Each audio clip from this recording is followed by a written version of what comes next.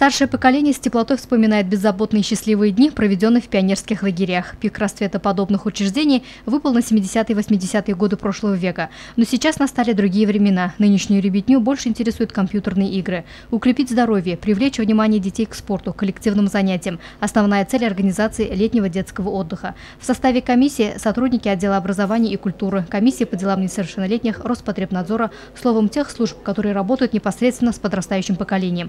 Во время проверки лагерей пристальное внимание уделялось обеспеченности по противопожарной безопасности, подготовке столовых, обработке территории от клещей и грызунов.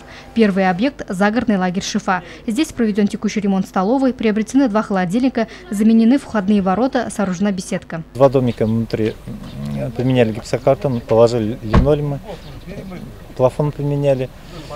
Сейчас идет ремонт медпункта, тоже внутри полностью гипсокартон меняем, полы, электрооборудование.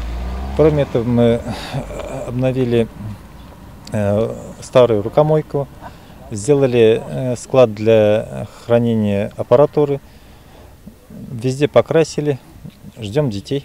В этом году в Шифе запланировано 2 заезда. По возможности организуется еще один. Среди желающих отдохнуть в Шифе есть и дети из Зилаирского, Хайбулинского районов. Тем временем, пока члены комиссии выполняют свою ответственную миссию, студенты педагогического колледжа проходят курсы подготовки вожатых. Уже 4 июня они приступят к интересной и в то же время важной работе.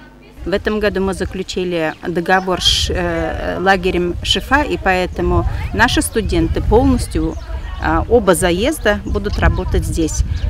Поэтому мы сегодня привезли их на инструктивный лагерь, это где они набирают себе практического опыта для работы для работы в летнее время. Мы сегодня работаем со 110 студентами. Это музыкальное отделение, это школьное отделение, это отделение дошкольное.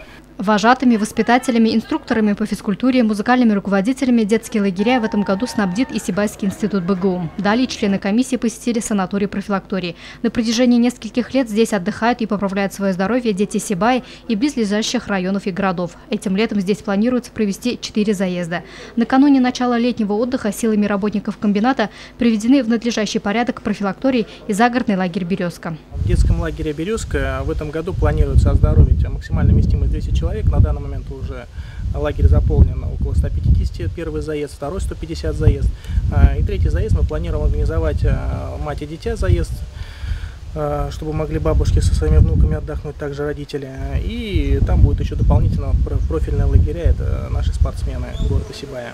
Параллельно также мы в «Березке» планируем организовать, проработали с волонтерской командой ICCO с Уфы. Они нам на первый заезд будут предоставлять 3 волонтеров с иностранных государств, это или Бразилия, или Индия, или Китай.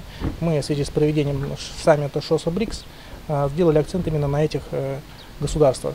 В целом комиссия осталась довольна результатами проведенной работы по подготовке детских лагерей к летней оздоровительной кампании. Мы сегодня уже видим, что в принципе все оздоровительные лагеря готовы, очень на хорошем уровне. Несмотря на кризис, все подготовились, успели приобретать различное оборудование, провести капитальные текущие ремонты. И спасибо и молодцы руководители данных учреждений, здорово поработали.